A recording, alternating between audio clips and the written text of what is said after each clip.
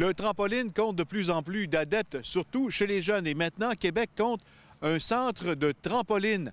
Et Jonathan Fournier est allé essayer ça pour nous.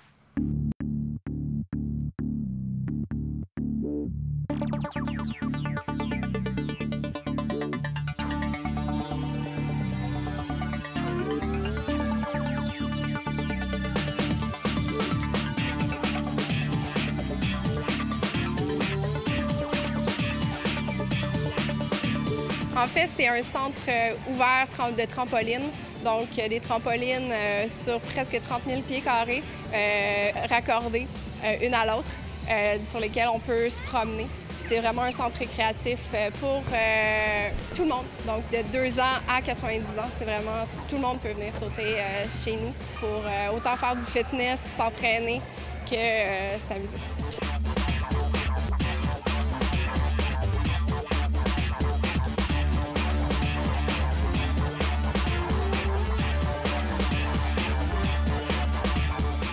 Aux États-Unis, c'est vraiment un concept qui est super populaire. Nos propriétaires sont américains. Le marché là-bas est quand même bien saturé. Les centres ont explosé. Puis ils ont décidé d'exporter le concept. Puis on est bien fiers avec Québec, c'est le 3e.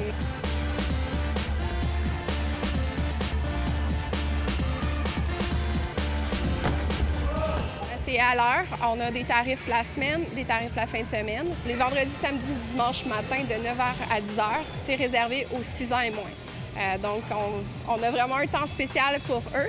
Par contre, ils peuvent venir n'importe quand, puis les familles peuvent venir n'importe quand. Le vendredi, samedi soir, c'est les clubs sautés. Donc, on met black light, on ferme toutes les lumières. On a un système incroyable de lumière.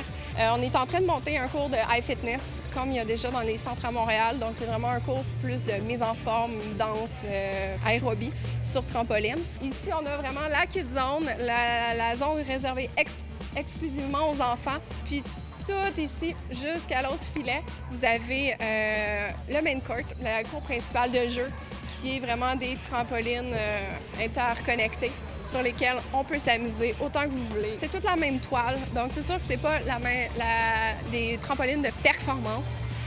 Par contre, c'est des trampolines qui sont d'extrêmement bonne qualité, pareil. Là. Donc, les athlètes peuvent venir s'entraîner ici aussi, il n'y a pas de problème. Puis ici, on a tout simplement enfilé short, t-shirt. Exactement, c'est vraiment d'être confortable, de ne pas trop avoir de trucs dans ses poches quand on fait des sauts. Puis, le change reste pas longtemps dans les poches. C'est ça, exactement. Dans le fond, là-bas, vous avez un court de basketball, donc on peut faire des concours de dunk. Les garçons, les ados adorent ça.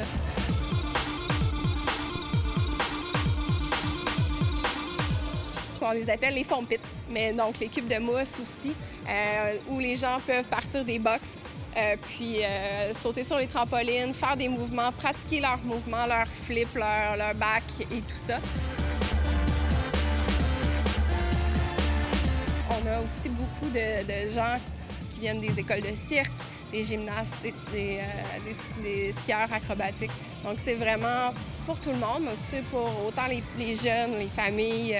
On a beaucoup de fêtes de famille, de fêtes aussi pour les enfants la fin de semaine. Donc, c'est vraiment un beau centre pour tout le monde. Le Centre Ice Saute à Québec a ouvert ses portes dans le bout de Pierre-Bertrand ou les concessionnaires. Ici Jonathan Fournier pour l'Esprit sportif. On en profite pour vous souhaiter joyeux temps des fêtes. Et on vous laisse sur des images d'un Père Noël rebondissant.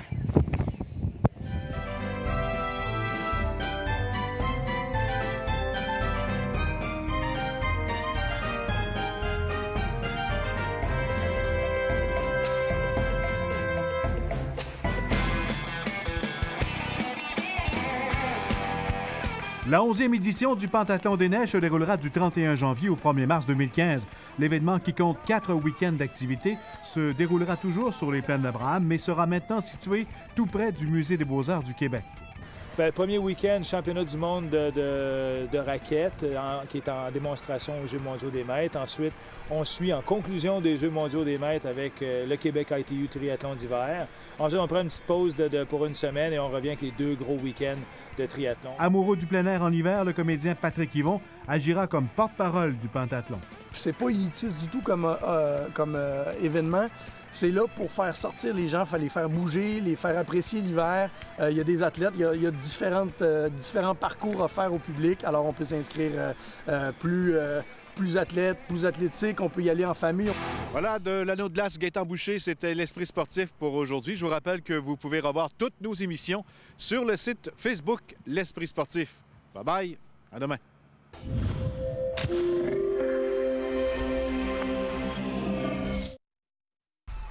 Tanguay électronique, en première ligne.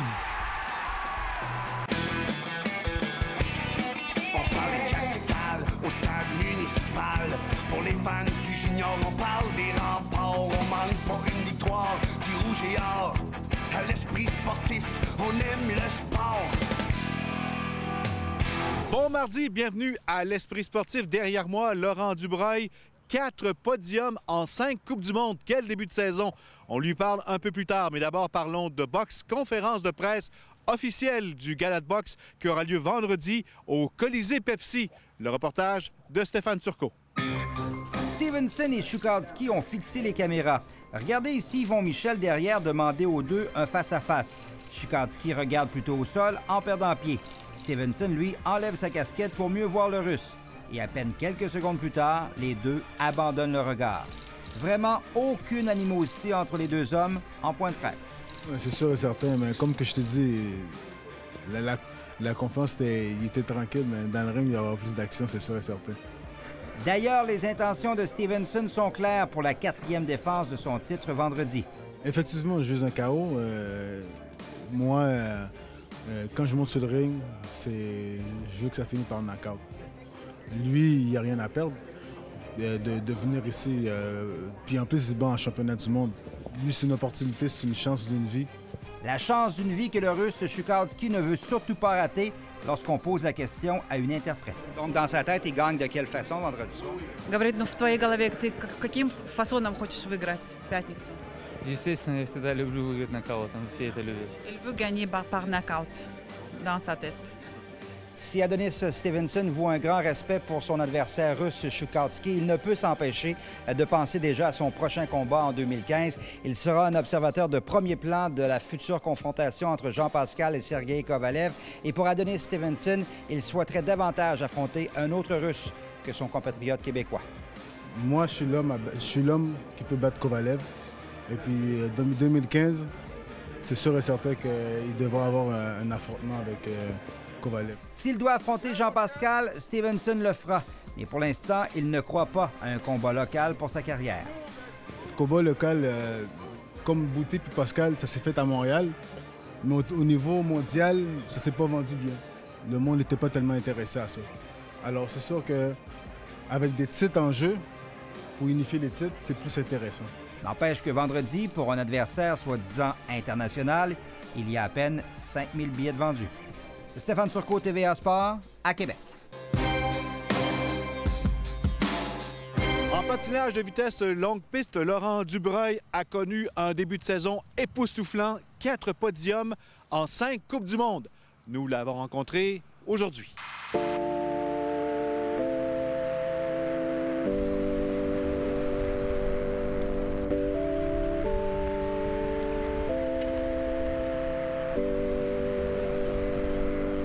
Laurent Dubreuil, avant le début de la saison, tu semblais très confiant à l'aube d'une nouvelle saison. Est-ce que tu es surpris de tes 4 podiums en 5 Coupes du Monde?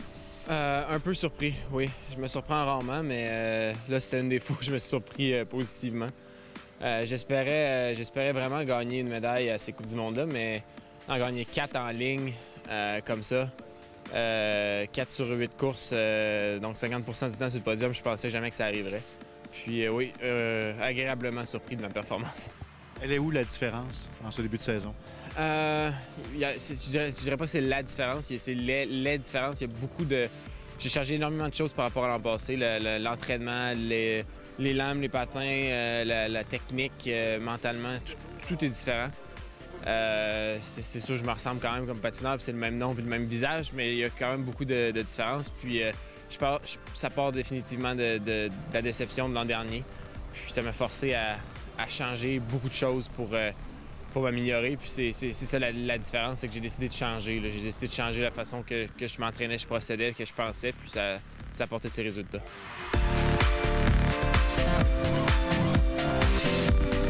Les temps que je fais à l'automne, généralement, je m'attends à les battre de 2-3 dixièmes à l'hiver. La façon naturelle que la progression se fait dans une saison, même si j'étais très bon, je ne cherchais pas à être à mon meilleur à ce temps-ci de l'année.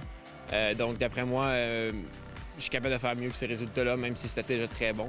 Puis, j'espère transformer des 35-0 en 34-8, 34-7. Puis, c'est la différence entre finir 3, 4, 5 puis gagner généralement. Donc, les dixièmes sont là à aller chercher. Il faut que je trouve un moyen de patiner mieux, de patiner plus vite.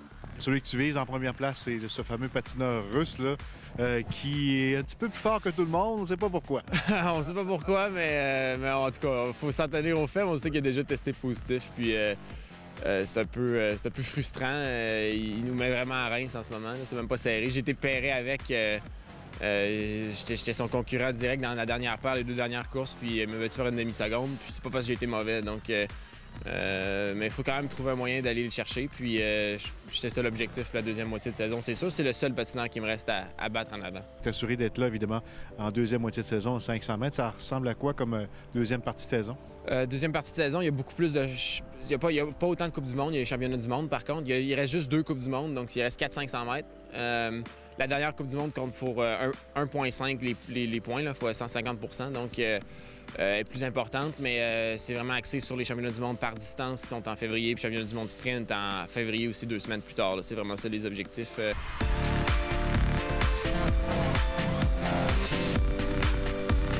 Tu as une petite blessure? Est-ce que c'est grave? Est-ce que ça peut te déranger dans l'autre portion de saison? Je pense pas. On l'a bien géré à la Coupe du monde. Je voulais pas risquer... si j'avais eu des doutes...